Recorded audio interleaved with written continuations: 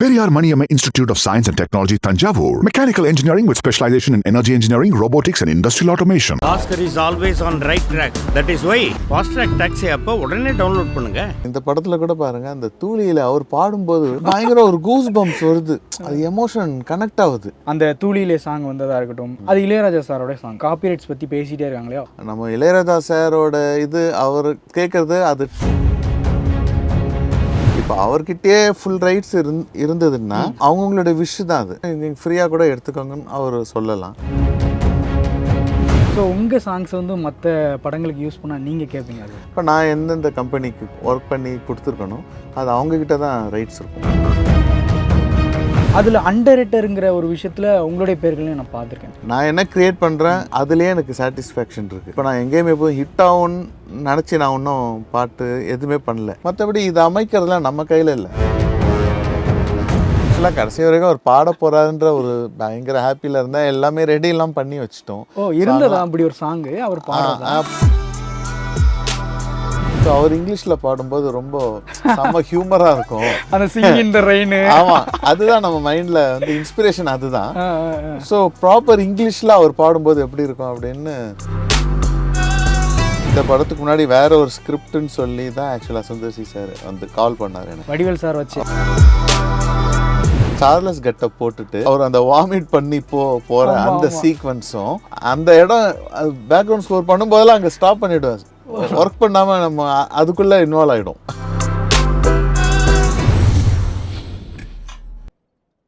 Little tax viewers எல்லாருக்குமே வணக்கம். இன்றைக்கி நான் யார் கூட பேச போகிறேன் அப்படின்னா மியூசிக் டைரக்டர் சத்யா சார் அவர்களோட தான். வணக்கம் சார். வணக்கம். எப்படி இருக்கீங்க? நல்லா இருக்கேன், சூப்பராக இருக்கேன். உங்களை சந்திச்சதில் ரொம்ப சந்தோஷம். அண்ட் கேங்கர்ஸ்க்கு வாழ்த்துக்கள்.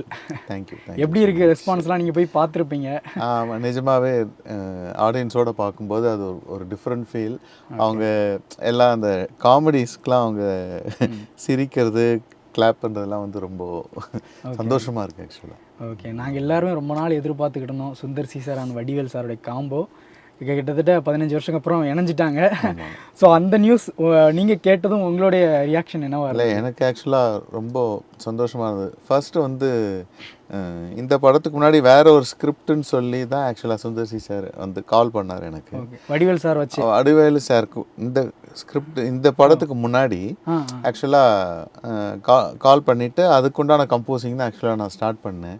அதுக்கப்புறம் சடனாக ஒரு நாள் கால் பண்ணி, இல்லை இது வந்து நம்ம அப்புறமா பண்ணலாம், இப்போது வடிவேலு சாரோட வச்சு நம்ம ஒரு அந்த காம்பினேஷனில் ரொம்ப வருஷம் கழிச்சு ஒரு இது ஒன்று பண்ணுறோம், ஸோ நம்ம ஃபஸ்ட்டு அதை பண்ணலான்னு சொல்லிட்டு சொல்லும் போது எனக்கு பயங்கர சந்தோஷமாக இருந்தது. நம்ம பார்த்து ரசித்த ஒரு டெய்லி டே டு டே லைஃப்ல அவர் இல்லாம இல்லவே இல்லை. ஸோ ஏதாவது ஒரு டைலாக்காவது இருந்துரும். ஆமாம். ஸோ நம்ம ஜாலியாக பேசும்போது கூட அவரோட டைலாக் தான் நம்ம யூஸ் பண்ணுறோம். அந்த அளவுக்கு நம்மளோட கலந்த ஒரு வடிவேலு சாரோட படத்தில் நானும் இருக்கின்றது ரொம்ப சந்தோஷம். முக்கியமாக அவருடைய கவுண்டர்ஸ், அந்த காமெடி சீன்ஸ்க்கெலாம் நம்ம வந்து பேக்ரவுண்ட் ஸ்கோரோ இல்லைன்னா ஒரு சாங்கோ வந்து அமைக்கும் போது அதோட சந்தோஷமே வேற. நீங்கள் சொல்கிற மாதிரி. ஆமாம், அது எப்படி இருந்தது? நிஜமாவே இல்லை, அவரோட ஒவ்வொரு ரியாக்ஷனுக்கு வந்து நம்ம காமெடி எஃபெக்ட்ஸ் அது எது போட்டாலும் சூப்பராக தான் இருக்கும் அவர் பண்ணுற ரியாக்ஷனுக்கு. இந்த படத்தில் ரொம்ப நிறையா ரியாக்ஷன்ஸ் இருக்குது. சார் சுந்தர்சி சார் சொன்னார், இதுக்காக கொஞ்சம் நிறையா க்ரியேட் பண்ணுங்க சவுண்ட்ஸை. ஓகே, அந்த ரெகுலராக எப்போவுமே இருக்கிற அந்த சவுண்டு சிலது இருக்கலாம், பட்டு புதுசாக வந்து நிறையா க்ரியேட் பண்ணி அந்த ரியாக்ஷன் எஃபெக்ட்ஸ்லாம் இதில் ஆக்சுவலாக ஒர்க் பண்ணோம். அது எனக்கு இன்னும் ரொம்ப சந்தோஷமாக இருந்துச்சு. நம்ம வடிவேலு சாருக்காக நம்ம இது பண்ணுறோம் அப்படின்ட்டு. ஓகே, ஏதாவது ஒரு இடத்துல நீங்கள் வந்து பிஜிஎம் போடும்போதாக இருக்கட்டும், அந்த பேக்ரவுண்ட் ஸ்கோர் பண்ணும்போதாக இருக்கட்டும், ஏதாவது இடத்துல சிரிச்சிட்டிங்களா நீங்களே உங்களை அறியாமல்? இல்லை, ஆக்சுவலாக அந்த ஃபஸ்ட் டைம் பார்க்கும்போது நிஜமாகவே நிறைய இடத்துல எனக்கு சிரிப்போம். ஏன்னா ட்ரையாக தான் பார்ப்போம். ஃபஸ்ட் டைம் பார்க்கும்போது எதுவுமே இருக்காது. அப்படி பார்க்கும்போதே எனக்கு நிறைய இடத்துல வந்து சிரிப்பு வந்தது. பர்டிகுலராக வந்து பேக்ரவுண்ட் ஸ்கோர் பண்ணும்போது திரும்ப திரும்ப ஒரு இடத்துல வந்து பயங்கரமாக சிரிச்ச இடம் வந்து அந்த சார்லஸ் கெட்டப் போட்டுட்டு உள்ளே போன உடனே ஆக்சுவலாக அவர் அந்த வாமிட் பண்ணி போகிற அந்த சீக்வன்ஸும் அதுக்கப்புறம் வந்து அந்த பக்ஸ் என்ட்ரி ஆகிட்டு ஒவ்வொருத்தரையா வணக்கம் வணக்கம் சொல்லிட்டு வந்து வணக்கம் சிங்காரம் அப்படின்ற அந்த இடம் பேக்ரவுண்ட் ஸ்கோர் பண்ணும்போதெல்லாம் அங்கே ஸ்டாப் பண்ணிவிடுவேன். ஒர்க் பண்ணாமல் நம்ம அதுக்குள்ளே இன்வால்வ் ஆகிடும். ஓகே, அந்த சீனுக்குள்ளே போயிட்டு அப்படியே ஜாலியாக உட்காந்து பார்த்துக்கிட்டு இருப்போம். அந்த மாதிரி அந்த சீக்வன்ஸ் வந்து நிஜமாவே பயங்கர ஒரு ஹைலைட்டான சீக்வன்ஸ் எனக்கு தெரியும் அந்த படத்தில். Okay okay. முக்கியமாக அந்த இன்டர்வல் பிளாக்கோடைய அந்த பிஜிஎம்மாக இருக்கட்டும், அப்புறம் கிளைமேக்ஸ் ப்ரீ கிளைமேக்ஸில் ஒன்று நடக்கும் அந்த ஒரு பிஜிஎம்மாக இருக்கட்டும். இல்லை கண்டிப்பாக அது எல்லாமே சுந்தர்சி சார் வந்து எல்லாம் என்ன மாதிரி வரணுன்றதை அவர் முன்னாடியே ஒரு ஃபிக்ஸ் பண்ணுறாரு ஆக்சுவலாக. அப்போ நம்ம ஒரு ஐடியா பண்ணுவோம், ஆனால் அவர் வந்து இந்த சவுண்டில் வந்து போனால் நல்லாயிருக்குன்னு சொல்லிட்டு அவர் ஒரு ரெஃபரன்ஸும் கொடுத்தாரு எனக்கு. ஸோ அதனால தான் இந்த இன்டர்வல் பிளாக்ல வந்து ஒரு இங்கிலீஷ் பாட்டு மாதிரி போகலாம் அப்படின்றது எனக்கு சொன்ன உடனே எனக்கும் பயங்கர இன்ட்ரெஸ்டிங் ஆயிடுச்சு. ஸோ அதை வந்து ஒரு சாங்காக பண்ணி ட்ரீட் பண்ணி அதில் ஒரு ஈடிஎம் ஃபிக்ஸ் பண்ணி பண்ணும்போது அது கொஞ்சம் இன்ட்ரெஸ்டிங்காக வந்தது. பரவாயில்ல, ஆக்சுவலாக நான் அதை எதிர்பார்க்கவே இல்லை. நிறைய பேர் வந்து அந்த பிஜிஎம் வந்து நோட்டீஸ் பண்ணி சொல்கிறது வந்து எனக்கு ரொம்ப சந்தோஷமாக இருக்குது. அதே மாதிரி நீங்கள் சொன்ன மாதிரி அதை டிஃப்ரெண்ட் அப்ரோச்ன்றது இந்த 2-3 இடத்துல பண்ணியிருப்போம். காமெடி மூவியில் நிறையா டிஃப்ரெண்ட்டாக பண்ண முடியாது. இது கரெக்டாக அந்த கிளைமேக்ஸ் டுவர்ட்ஸ் கிளைமேக்ஸ்லேயும் அப்படி தான் அந்த கை ரிச்சர் மூவி மாதிரி ஓஷன் 11 மாதிரி கிட்டார் பிராஸ் பேஸ் பண்ணி அந்த 007 ஃபீலில் இருக்கும். பட் அதில் ஒரு ஃபன்னினஸ் இருக்கும்.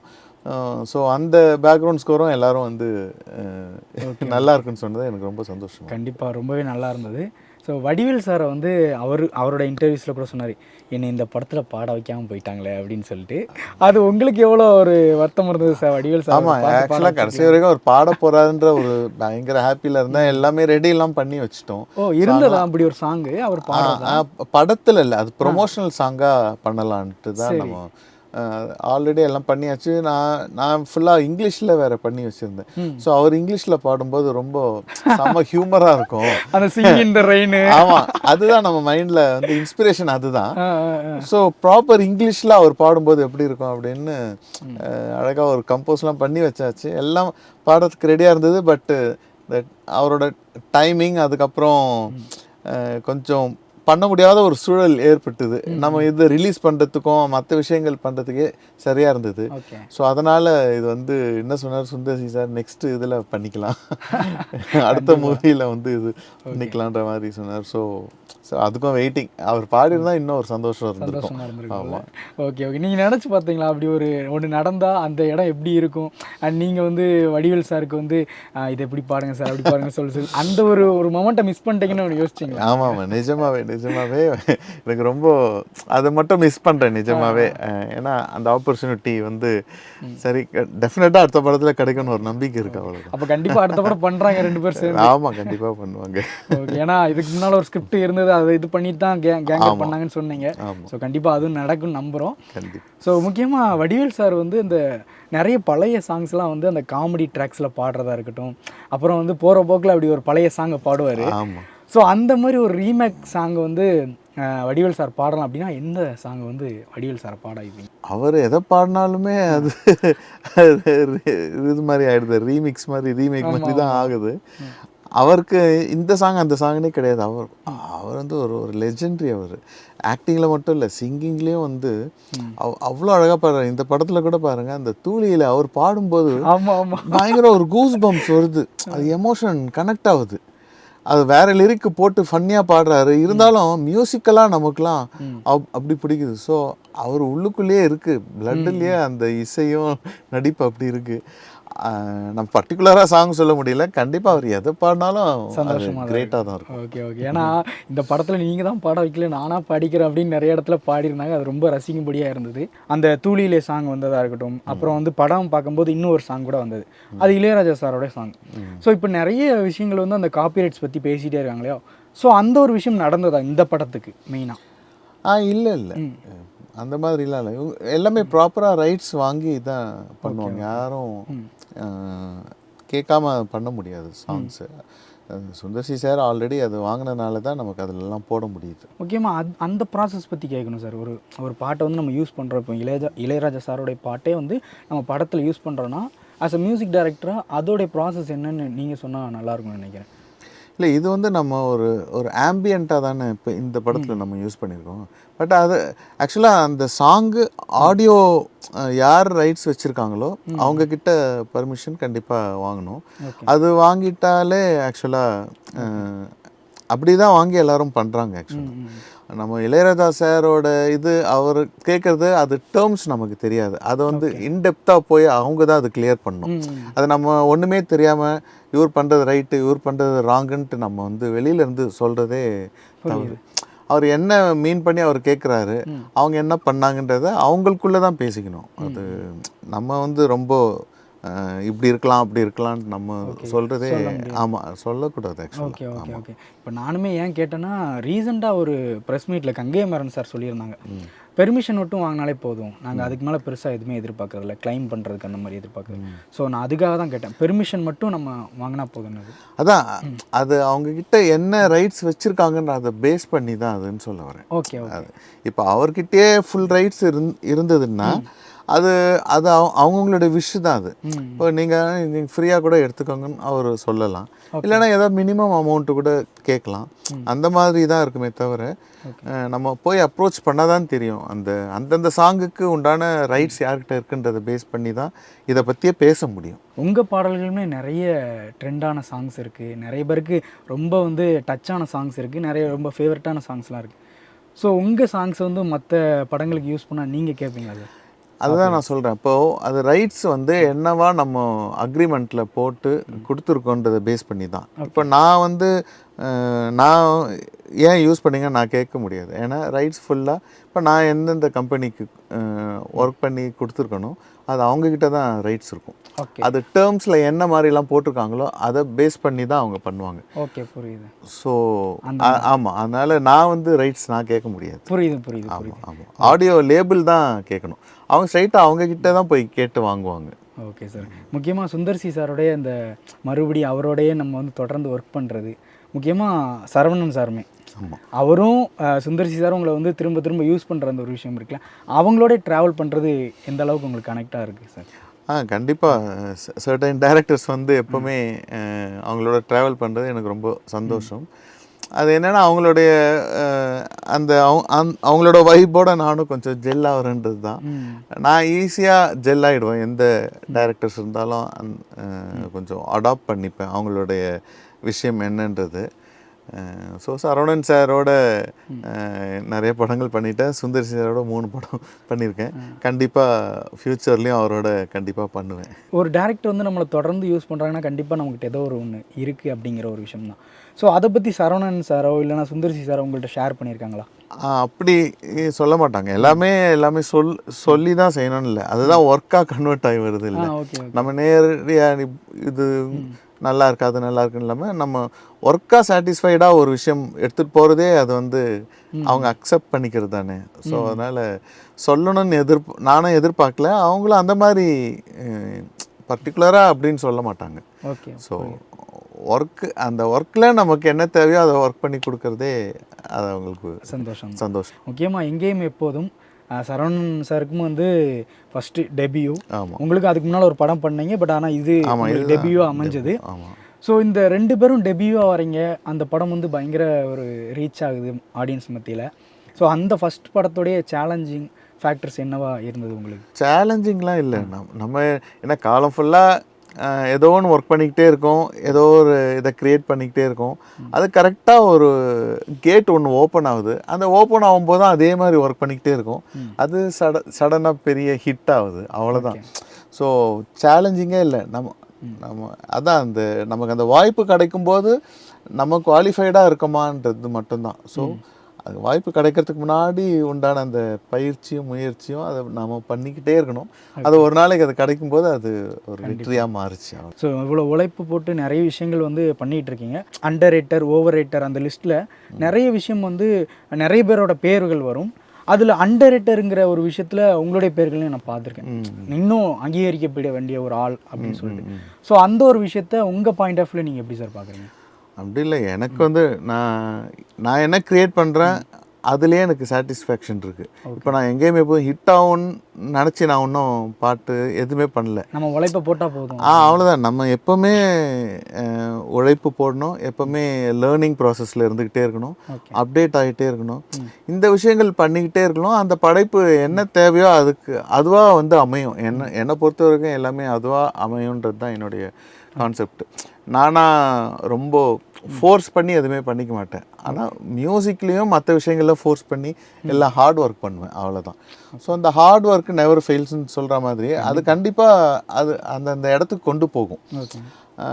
நம்ம அந்த ஏன்னா அவங்க சொல்கிறவங்க வந்து அவங்க நம்ம மேலே ஒரு அன்புனால வந்து சொல்கிறாங்க, ஐயோ ஒரு நல்லா இருக்கு இது வரணும் அப்படின்ற ஒரு ஆசையில் சொல்கிறாங்க. அவங்களுக்கு வந்து நான் நன்றி தான் நான் சொல்ல முடியும். மற்றபடி இதை அமைக்கிறதுலாம் நம்ம கையில் இல்லை. நான் சாட்டிஸ்ஃபைடாக இருக்கேன், நான் ஜாலியாக ஒர்க் பண்ணுறேன். அது மாதிரி வரும்போதும் அது வரட்டும், வரலனாலும் இப்போது ஏதோ ஒன்று வந்துட்டு தானே இருக்குது. நீங்கள் இந்த இண்டிபெண்ட் ஆர்டிஸ்ட் பற்றி பேசுறதெல்லாம் நான் பார்த்துருக்கேன். இப்போ அவங்களுடைய க்ரோத் என்னவா இருக்குது சார்? இண்டிபெண்ட்டாக இந்த மியூசிக் பண்ணுறவங்களுடைய க்ரோத் நம்மளோட ஸ்டேட்டில் எப்படி இருக்குது? அந்த தமிழ் சூப்பராக இருக்குது. ஆக்சுவலாக இண்டிபெண்ட் ஆர்டிஸ்ட் தான் இப்போது ரூல் பண்ணுறாங்க. நம்மளே வந்து அவங்கள பார்த்து தான் நமக்கு நிறைய கற்றுக்க வேண்டியது இருக்குது. ஏன்னா அந்த வே ஆஃப் அப்ரோச் மியூசிக் வந்து இப்போ கொடுக்குற அந்த lyrical value and then composing, sounding எல்லாமே வந்து ரொம்ப யுனிக்காக பண்ணுறாங்க. எல்லாருமே ஆல்மோஸ்ட் நான் யாரை பார்த்தாலும் அவங்க வந்து சூப்பராக பண்ணுறாங்க. ஸோ நம்ம வந்து அவங்களுக்கு எதுவுமே சொல்ல வேணாம், அவங்கள பார்த்து நம்ம கொஞ்சம் கற்றுக்கிட்டா போதுன்ற மாதிரி தான் இருக்குது. உங்களுக்கு ரொம்ப பிடிச்ச ஒரு இண்டிபெண்டன்ட் ஆர்டிஸ்ட் நம்ம தமிழில் இருக்காங்க அப்படின்னா அது யாருன்னு தெரிஞ்சுக்கலாம்? நிறையா எனக்கு புதுசாக நிறைய பசங்கள்லாம் வராங்க. இப்போ கூட 2-3 நாளைக்கு முன்னாடி கூட ஒரு 3 பசங்க வந்தாங்க. அவங்க பண்ண சாங்ஸ் எல்லாம் போட்டு காமிச்சாங்க. எல்லாமே யூனிக்காக இருக்குது, எல்லாமே நம்ம கேட்காத மாதிரி இருக்குது, ரொம்ப சூப்பராக பண்ணுறாங்க. ஸோ அந்த மாதிரி வந்து இப்போ நம்ம ஃபேமஸாக இருக்கிறது மட்டும் நமக்கு டக்குன்னு நேம் வரும். ஆனால் இப்போ நிறைய இப்போ ஹிப்ஹாப் தமிழா ஆதி அவர்களாக இருக்கட்டும், இல்லைனா அறிவு அவர்களாக இருக்கட்டும், அவங்க எல்லாருமே இண்டிபெண்ட்டாக இருந்து இப்போ ஒரு மியூசிக் டைரக்டர் ஆயிருக்காங்களா? ஸோ அப்படி இப்போ வந்து நிறைய பேர் இப்போ சாய் அப்படிங்க அவர் கூட இப்போ சூர்யா சாருடைய படங்கள் வரைக்கும் வந்து இண்டிபெண்ட்டாக இருந்து மியூசிக் பண்ண வந்திருக்காரு. ஸோ அப்படி உங்களை வந்து ரொம்ப ஈர்த்த ஒரு ஆள் அப்படின்னா நீங்கள்? ஆமாம், சாய் அப்படிங்க சூப்பர், ரொம்ப நல்லா பண்ணிகிட்டு இருக்காரு. அவருக்குன்னு ஒரு வே ஆஃப் ஸ்டைல் அண்டு கம்போசிங்கில் வந்து பயங்கர ஒரு தெளிவு இருக்குது. டியூன் வேல்யூ இருக்குது. டியூன் வேல்யூ ரொம்ப இம்பார்ட்டண்ட். அந்த டியூன் வேல்யூ இருக்குது. அதோட தான் அந்த அரேஞ்ச்மெண்ட்டு ரொம்ப அழகாக பண்ணுறாரு. அதோட இந்த பசங்களுக்கு தேவையான அந்த வைப்புன்னு சொல்கிற அந்த விஷயத்தையும் பண்ணுறாரு. ஸோ அவர் வந்து எல்லா ஜென்ரேஷனையும் கவர் பண்ணுறாரு. எனக்கு தெரிஞ்சு சாய் அப்படிங்கிறோட சாங் வந்து எல்லா ஜென்ரேஷனும் கவர் ஆகுது. அது ரொம்ப இம்பார்ட்டண்ட். ஸோ அவர் வந்து பயங்கர ஒரு லாங் ஸ்டாண்டிங் அவருக்கு வந்து இருக்குது இந்த ஃபில்ம் இண்டஸ்ட்ரியில். நீங்களும் இந்த மாதிரி ஒரு இண்டிபெண்ட்டாக ஒன்று பண்ணி, இல்லைனா நம்ம ஒன்று கற்றுக்கிட்டு அதுக்கப்புறம் இந்த ஃபிலிம் இண்டஸ்ட்ரிக்குள்ளே வந்து சர்வே ஆகிற வந்து விஷயம் இருக்குல்ல, ஸ்டார்டிங் பாயிண்டில் அது என்னவா சார் இருந்தது நீங்கள் இந்த ஃபிலிம் இண்டஸ்ட்ரிக்குள்ளே வர்றதுக்கு? இந்த இண்டிபெண்ட், ஏன்னா இப்போ உள்ள அந்த சோஷியல் மீடியா அந்த ஃபிலிம்லாம் இல்லை அப்போ. ஸோ அதுக்காக கேட்குறேன். அப்போல்லாம் வந்து நம்ம சும்மா கம்போஸ் பண்ணி வைக்கிறது தான் மேக்ஸிமம். நான் பண்ணது எல்லாமே வந்து ஜிங்கிள்ஸ் பண்ணியிருக்கேன். இந்த ஆடுக்கெலாம் மியூசிக்கு அப்படி பண்ணுவேன்.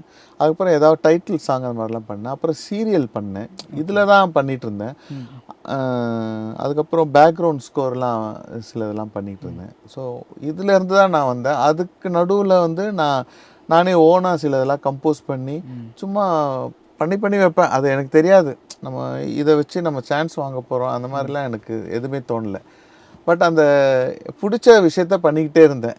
கச்சேரி வாசிப்பேன், டைம் கிடைக்கும்போது ஏதாவது கம்போஸ் பண்ணி ரெக்கார்ட் பண்ணி நம்ம ஃப்ரெண்ட்ஸ் எல்லாம் வச்சு ரெக்கார்ட் பண்ணி வச்சுருப்பேன். ஸோ இந்த மாதிரி பண்ணும்போது தான் எனக்கு அந்த டெமோ வச்சு அந்த ஏன் இப்படி மயக்கினான்ற படம் வாய்ப்பு கிடச்சிது. அந்த படத்தோட சாங்கை வச்சு எனக்கு எங்கேயுமே போகுது. ஸோ ஓகே, அதுக்கப்புறம் எங்கேயுமே இப்போது ஹிட் ஆனோன்னு யார் இந்த சத்யா அப்படிங்கிற விஷயங்கள்லாம் எல்லாரும் தேட ஆரம்பிச்சிட்டாங்க அப்படின்னு சொல்லலாம். இப்போ ஒரு சின்ன செக்மெண்ட் சார், நம்ம மியூசிக்கோடு சேர்ந்து அந்த சாங்ஸ்க்கான ஸ்டோரிலாம் கேட்கணும் அப்படின்னு ஆசையாக இருக்குது. ஸோ நான் ஒரு சாங் என்னன்னு சொல்கிறேன், நீங்கள் அதுக்கு பின்னால் ஒரு ஸ்டோரி அண்ட் அதை கொஞ்சம் எங்களுக்காக வாசித்து காமிச்சிங்கன்னா கொஞ்சம் நல்லாயிருக்கும். ஓகே. ஸோ ஃபஸ்ட்டு ஒன்று சார், நெடுஞ்சாலை தாமிரபரணி சாங்.